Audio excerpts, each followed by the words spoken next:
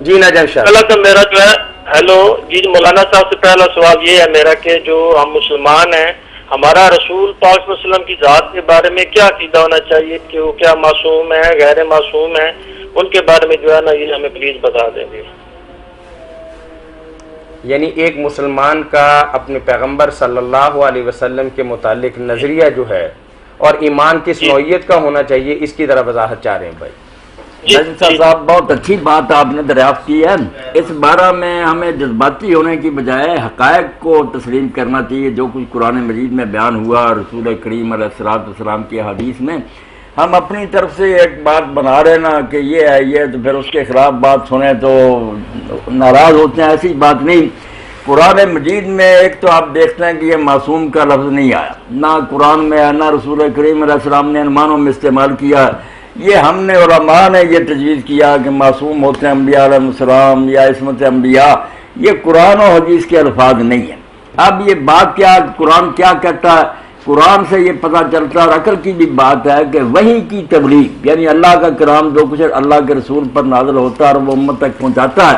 اس میں اللہ کی حفاظت اس کے ساتھ ہوتی ہے، اس میں ایک ذرے کی کمی بیشی نہیں ہو سکتی، نہ شیاطین اس میں دخل دے سکتے ہیں، نہ رسول اس میں کمی بیشی کر سکتا ہے۔ اتنا پیرا اور نگرانی ہوتی ہے سورہ جن میں، فرشتے آگے پیچھے گارڈ دیں کہ وہ کلام لوگوں تک صحیح پہنچے۔ اس حد تک تو معصوم ہونا یا اللہ کی طرف سے حفاظت ثابت ہے۔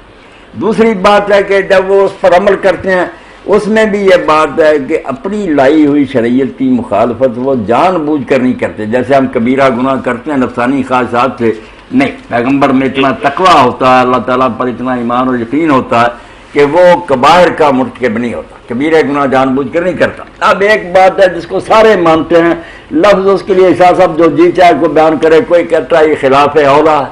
کوئی کہتا ہے یہ ذلت ہے، لغزش ہے، کوئی کچھ کہتا ہے۔ بات سب مانتے ہیں کہ کچھ کام ایسے اللہ کے نبیوں سے ہوتے ہیں جس پر اللہ تعالیٰ ٹوک دیتا ہے کہ یہ نہیں ہونا چاہیے۔ اب قرآن مجید میں دیکھتے ہیں کہ رسول کریم علیہ السلام نے کوئی چیز اپنے پر حرام کر دی،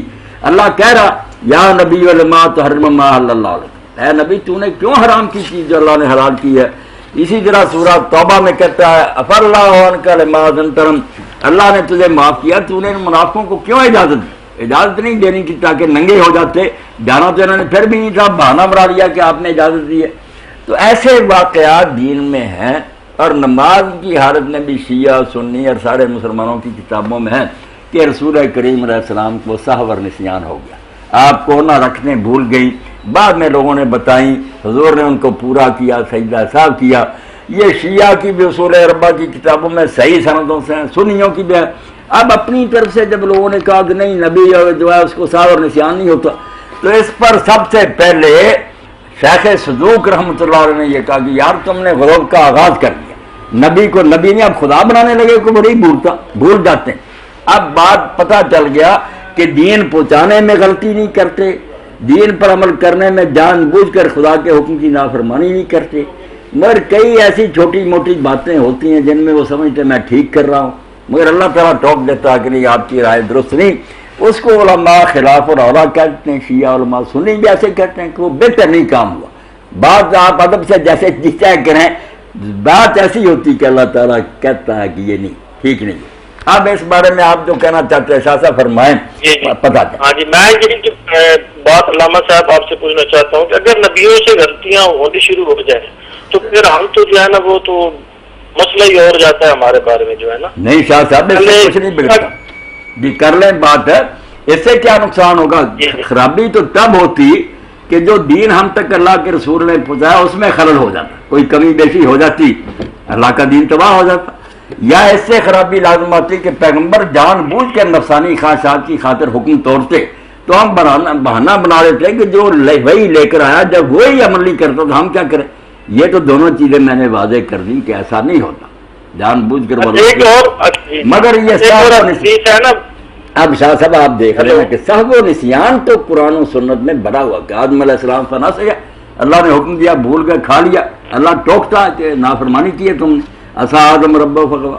تو اس سے ہمیں کیا نقصان ہوتا؟ ہم نے اس کی غلطی کو دہرانا ہے، ہمیں بتایا جاتا ہے کہ دیکھو اس نے غلط کیا تو میں نے ان کو نہیں معاف کیا، تم کون ہو؟ یہ تو دین میں ایک عمدہ مثال قائم ہو جاتی ہے کہ چھوٹی موٹی باتیں جو ان کی شان کے لحاظ سے غلطی شمار ہوئی ہمارے لیے شاید وہ جائز ہی ہوتی، اللہ اس پر بھی ٹوک دیتا کہ تمہارے بلند مرتبے کے لائق نہیں، مقربان اور بیشتر بہت حیرانی، جتنے وہ اللہ کے زیادہ پیارے ہوتے ہیں اتنی ان کی پکڑ زیادہ ہوتی ہے۔ حسنات ابرار سیئات المقربین، عام لوگوں کی نیکیاں مقربین کے گناہ شمار ہوتے ہیں۔ وکیل عدالت میں اگر تھوڑی سی اگر اس کی بات کرے توہین عدالت اس پر لگ جاتی ہے۔ ہم دیہاتی لوگ جو جی کیا کرے وہ کہتے ہیں ہم گنوار ہیں یار، جو جی کیا کرتے ہیں۔ دیکھیں تو آپ کے قرآن میں اور حدیث پاک میں ایسا ہے کہ نہیں کہ اللہ نے ٹوکا کہ تو نے یہ کام کیوں کیا؟ اگر وہ ٹھیک تھا تو اللہ نے کیوں ٹوکا؟ قرآن کو دیکھنا شاہ صاحب اپنی طرف سے تو ہم نے عقیدے نہیں کرنے، جی جی جی، اور یہ غلطی کرنے سے بھی ہمیں بہت اسوا ملا کہ نماز میں آپ کو بھول لگی تو اسی سے دین میں یہ چیپٹر مکمل ہوا کہ اگر بھول جائیں تو کیا کریں، سجدہ صاحب کی سنت قائم ہوئی، اس سے نقصان ہی ہوا۔ جان بوجھ کر وہ رکھنے کم و بیش اس میں کرتے تھے پھر مجرم ہوتے۔ بھول جانا تو انسان کے لیے ایک بشری بات، یہ جرم نہیں، گناہ نہیں، امت کے لیے ایک نمونہ قائم ہے۔ جی فرمائیں۔ اچھا جی، چلے جی، ایک بات یہ ہے کہ جو واقعہ قلم کرتاس جو ہے نا، واقعہ قلم دوات کے بارے میں، اس کے بارے میں جو آپ ہمیں جو ہے نا مہربانی کی کر کے تفصیل بتائیں۔ نہیں شاہ صاحب وہ کرم و کرتاس کا واقعہ تو مشہور ہے، آپ ذرا اس کے بارے میں آپ بتائیں نا کہ آپ کے ذہن میں کیا سوال؟ وہ تو سب جانتے ہیں کہ آپ نے کاغذ قلم مانگا، جی جی جی جی، کہ آپ نے کاغذ قلم مانگا تو انہوں نے کہا کتابوں میں جی جی، جو سیاست کی کتابوں میں یہی لکھا ہوا ہے کہ حضور پاک صلی اللہ علیہ وسلم جب وفات پانے لگے تو انہوں نے صحابہ کرام کو کہا کہ آپ مجھے کاغذ اور قلم دوات دیں،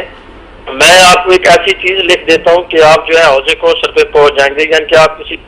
راستے سے بھٹکیں گے نہیں، اس کا یہ مطلب بنتا ہے۔ لیکن حضرت عمر نے یہ بات نہیں مانی، وہاں جو صحابہ نے آپس میں جھگڑا کیا، پھر نبی صلی اللہ علیہ وسلم کے پاس جھگڑا کرنا، یہ اللہ تعالیٰ کی ذات سخت جو ہے نا فرماتی ہے کہ میرے رسول پاک کے سامنے جھگڑا نہیں کرنا چاہیے، اور جو آپ حکم دیں ان کا حکم ماننا چاہیے۔ تو یہ صحابہ کا جھگڑا کرنا حضور صلی اللہ علیہ وسلم کے یعنی کہ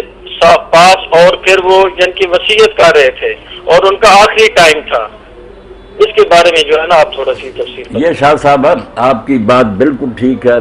میں اس میں آپ کے ساتھ ہوں کہ اللہ کے رسول علیہ السلام نے جو کچھ کہا تھا کہ لاؤ لکھنے کا سامان میں لکھوا دوں تم گمراہ نہیں ہوگے، یہی بات ٹھیک ہے۔ حضور کی بات کو ہم غلط نہیں کہہ سکتے،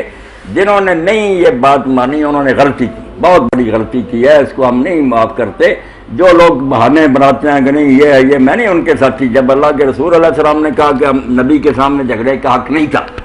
ما ينبغي عند نبی تنازع، خود حضور نے فرمایا کہ میرے سامنے جھگڑے کا کوئی حق نہیں، اس لیے ہم بہانے بنائیں تو ٹھیک نہیں۔ یہ کہیں گے کہ وہ بھی انسان تھے، ان سے اگر غلطی ہوئی ہے تو بڑے بڑے لوگوں سے غلطیاں ہوئی ہیں، جیسے میں نے عرض کیا آدم علیہ السلام نے ڈائریکٹ اللہ سے سنا تھا کہ یہ کھانا نہ کھانا، مگر انہوں نے جنت میں حکم توڑ دیا، اللہ نے کہا تھا کہ شیطان کے پاس نہ جانا۔ تو جب اتنے بڑے لوگوں سے غلطی ہو سکتی ہے تو حضرت عمر ان کے ساتھیوں سے باقی جو الفاظ آپ کہتے ہیں نا کہ حضرت عمر نے کہا کہ حضور تو ہذیان کر رہے ہیں، یہ شاہ صاحب کوئی نہیں دکھا سکتا، یہ لوگوں نے جھوٹی بات بنائی ہے، صحاح ستہ میں یہ بات نہیں۔ کچھ لوگوں نے یہ کہا کہ کیا حضور ہذیان کر رہے ہیں، وہ علماء کی بات ٹھیک ہے کہ وہ گروہ تھا جو کہتا تھا لکھوانا چاہیے، انہوں نے کہا حضور کی بھائی یار ہذیان ہے کیوں نہیں مانتے، وہ بھی نہیں کہتے کہ ہذیان ہے، وہ ٹوک رہا ہے کہ آپ لوگ کیوں مخالفت کرتے ہیں، حضور کوئی بری بات کہہ رہے ہیں، حاجرہ کیا حضور ہذیان کر رہے ہیں، یہ استفہام انکاری ہے، اس لیے کسی نے ہذیان نہیں کہا۔ باقی جنہوں نے رکاوٹ ڈالی ان کی غلطی، انہوں نے شاید اس لیے آتے کہ حضور کو تکلیف ہے یار دین تو آپ نے پہنچا دیا، کسی نے نزیت سے کیا وہ ان کا معاملہ، مگر جو علماء حق ہیں جیسے ابن حزم وہ صاف کہتے ہیں کہ حضرت عمر رضی اللہ عنہ نے بہت بڑی غلطی کی، گناہ کیا، انہیں کیا حق تھا حضور کی بات کو رد کرنے کا۔ میں صاف کہہ رہا ہوں اتنی دنیا کے سامنے، انہیں کہنا کہ کوئی حق نہیں تھا، پیغمبر سچا تھا یا حضرت عمر سے، مگر جو باتیں بڑھا لی گئی ہیں نا کہ انہوں نے ہذیان کا کہا، یہ ایسا نہیں کہنا چاہیے، جس بات کا ثبوت نہیں ہمیں کوئی حق نہیں۔ یہ جو جھگڑے ہیں نا یہ بات غلط ہے، باقی وہ جھگڑے کس نیت سے ہیں، صلح حدیبیہ میں بھی جھگڑے تھے مگر دینی غیرت کی وجہ سے کہ ہم اس وقت طاقت میں ہیں، اتنے ہیں، خدا کا گھر ان کی ملکیت ہے، یہ روک رہے کیوں آپ یا رسول اللہ سچے ہوتے ہوئے ان شرطوں پر صلح کر رہے ہیں، تو وہ بے ایمانی کی نیت نہیں، اچھی نیت ہے۔ اسی طرح اگر انہوں نے سمجھا کہ رسول کریم علیہ السلام غلب الوجہ، آپ کو بڑی تکلیف ہے اس وقت یار پریشان کیا کرنا، دین کی کوئی بات رہ گئی ہے، تو چلو ان کی یہ غلطی کہیں، بالکل غلطی کہیں، کوئی اس کی صفائی نہ دے، بات وہی درست تھی جو حضور کہہ رہے تھے، لکھوا لو۔ اور اسی لیے ابن عباس رضی اللہ عنہ روتے تھے کہ اس سے بڑی کیا مصیبت آئے گی کہ اللہ کے رسول نے لکھنا چاہ، لوگوں نے شور و غل کر دیا۔ میں شاہ صاحب حقیقت نہیں چھپاتا، جو صحیح بات کہتا ہوں کہ لوگوں کو مخالفت نہیں کرنی چاہیے، جو اللہ کے پیغمبر کہہ رہے تھے ماننا چاہیے۔ اب ان کا کیا حال ہوگا یا ان کی نیت جو کیا تھی وہ اللہ جانتا۔ اصل میں علامہ صاحب بات یہ ہے نا کہ اس جو اگر وہ اپنی وصیت حضور پاک صلی اللہ علیہ وسلم لکھ دیتے تو ہم جو ہے نا یا مسلمان جتنے فرقوں میں بٹے ہوئے ہیں اس کے بارے میں جو ہے نا ہم واضح آپ سے سوال چاہتے ہیں کہ ایک دیکھیں جو شخص حضرت عمر کی وجہ سے بارے میں شاہ صاحب یہ بھی بات لکھنا چاہتے تھے، یہ بھی شاہ صاحب آپ کو ماننا چاہیے نا کہ اگر ہم ان حدیثوں پر اعتبار کریں تو پھر پوری بات ماننی چاہیے نا۔ اس میں آتا ہے کہ ہم حضور کیا لکھنا چاہتے تھے، اسی بخاری میں مسلم میں کہ آپ نے فرمایا بلاؤ ابو بکر کو تاکہ میں اس کے لیے خلافت کا لکھ دوں، بعد میں کوئی تمنا کرنے والا تمنا نہ کرے اور جھگڑا کرنے والے جھگڑا نہ کرے۔ ماننا تو پورا مانے پھر کہ حضور نے اپنا ارادہ ظاہر کر دیا، اور اسی کو ابن حزم کہتے ہیں کہ یہ مل گیا تو یار میری جان بچ گئی، ورنہ میں مرنے کے قریب تھا کہ حضور کا ارادہ دل میں رہ گیا۔ وہ کہتے ہیں دوسری حدیث نے کلیئر کر دیا کہ میں چاہتا ہوں ابو بکر کے بارے میں لکھ لوں تاکہ جھگڑا نہ۔ یہ اسی کتابوں میں ہے۔ اگر ماننا تو سارا مانے کہ اس کے لیے لکھنا چاہتے، اس سے ابن تیمیہ بھی مانتے، میں بھی کہتا ہوں سفیان کہ لکھنی خلافت کی بات ہی، اس میں جھگڑا کرنے کی بات نہیں، مسئلے سارے ہو گئے تھے۔ مگر وہ آپ حضرات کا خیال ہے حضرت علی رضی اللہ عنہ کے بارے میں لکھنا تھا، سنی حضرات کی حدیثوں میں، علماء کی بات نہیں، حدیثوں میں ہے کہ آپ نے کہا بلاؤ ابو بکر کے لیے لکھ لوں۔ اس لیے میں کہوں گا کہ اگر تو اس واقعہ کو ماننا ہے کہ آپ لکھوانا چاہتے تھے تو پھر وہ تو وہاں بتایا ہوا کہ ابو بکر کی خلاف لکھوانا۔ اب شاہ صاحب کیا کریں، بات مانی کہ پوری مانے نہیں تو چھوڑے۔ جی اصل میں دیکھیں نا، آپ پہلے تشریح کی کتابیں پڑھیں نا، ہم تو چلو شاہ ستہ کی جو کتابیں وہ تو اہل سنت جماعت کی ہیں نا۔ اگر آپ نہج البلاغہ پڑھیں، نہج الاسرار پڑھیں، مذہب اہل بیت پڑھیں تو پھر اس میں تو وہ جو ہے نا مولا علیہ السلام کے فرمان ہے کہ وہ جو ہے نا میرے حق پہ جو ہے نا قبضہ ہوا ہے۔ پھر آپ ہم کیا مولا علیہ السلام کو ان کو جھوٹا کہیں یا کس کو جھوٹا کہیں؟ نہ معذاللہ ہم نہیں جھوٹا کہیں، آپ نے ذکر کیا نا کہہ رہے تشیعوں کی کتابیں پڑھیں۔ میں یہاں جب بیٹھتا ہوں اسی لیے ساری دنیا کو کہتا ہوں کہ میں نے سب کا پڑھا اور میں سب کا احترام کرتا ہوں۔ میں ان لوگوں میں نہیں کہ سنیوں کی کتابیں موت بنا شیعوں کی نہیں، یہ کرتے رہیں جو جھگڑے کرتے۔ میں کہتا ہوں سب کی ہے، مگر جیسے سنیوں کی کتابیں شیعوں کی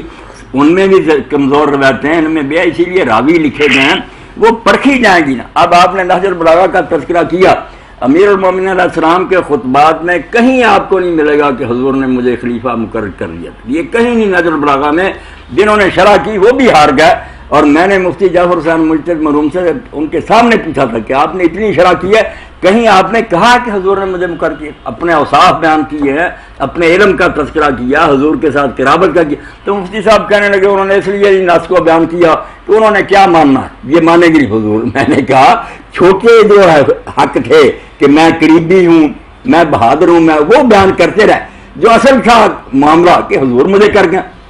مانے نہیں تو وہ جاتے جہنم میں، پیش تو کر۔ اس لیے نہج البلاغہ میں اگر شاہ صاحب آپ کو کہیں ملے نا کہ امیر المومنین نے اپنا یہ حق بتایا ہو کہ مجھے حضور نے مقرر کیا تھا، تو بڑی خوشی سے آپ اگلی نشست میں وہ بیان کر لیں، دیکھیں گے کوئی نہیں۔ اصل میں آپ حضرات کو یہ پتہ ہونا چاہیے کہ جیسے سنیوں میں بہت لوگوں نے باتیں گھڑی ہیں۔ ایک کتاب ہے جس نے شیعہ مذہب کو برباد کر دیا، صاف کہتا ہوں، وہ سلیم ابن قیس الہلالی کی کتاب ہے، جس کو کہتے ہیں کہ وہ حضرت علی ان کا صحابی تھا۔ جب حجاج وغیرہ نے پکڑنا شروع کیا چھپ گیا اور جا کے ایک شخص ابان کے پاس چھپا رہا ساری زندگی، اور مرنے کے وقت کہنے لگا یار میرے پاس ایک امانت چلے گی، وہ کتاب دے گیا، پتہ نہیں اس نے دی یا نہیں، ابان نے۔ اب ابان کے بارے میں آپ علامہ خوئی کی موج مرساری دیکھ لے راوی، یہ جھوٹے راوی، سارا فساد اس ابان نے ڈالا ہے کہ اپنی طرف سے ایک کتاب کر کر سلیم کے نام لگا دی، یا سلیم جھوٹ بول گیا۔ اس کے علاوہ دنیا میں یہ ظلم کہیں نہیں ہے۔ یہ جتنی باتیں نا آپ کتابیں نکلوا کر ثابت کریں شیعہ علماء اپنی کتابوں سے کہ یہ راوی سچا ابان جس نے یہ کتاب پھیلائی، سارے جرم کے انہوں نے یہ کیا، حضور کے بعد یہ کیا، تو خدا کے لیے شیعہ حضرات بھی توبہ کرنا ہے، یہ ظلم ان کے نے کوئی نہیں دیکھے، نہ سنی یہ اپنی طرف سے باتیں گھڑیں، یہ بھی موقع پر نہیں تھی۔ جو بات دلیل سے ثابت ہوتی ہے اس کو لے لیں۔ میں نے یہ کاغذ قلم کے بارے میں صاف کہہ دیا نا کہ حضرت عمر علی نے جو کچھ کیا غلط، ابن حزم جیسے کہتے ہیں کہ انہوں نے بہت بڑی خطا کی ہے، انہیں کیا حق تھا، حضور لکھوانا چاہتے لکھوانے دیتے۔ جو بات صحیح ہوگی شاہ صاحب میں وہ کہہ دوں گا، مجھے کسی کا ڈر نہیں، نہ میں پرواہ کر دوں، مگر بات کو بڑھانا بننا چاہیے اپنی حد سے، جتنی ہے اتنی رکھے۔ علامہ صاحب بات یہ ہے نا، آپ دیکھیں نا کہ جو مشہور اس وقت صحابی تھے، حضرت سلمان فارسی، حضرت ابو ذر غفاری، حضرت بلال، حضرت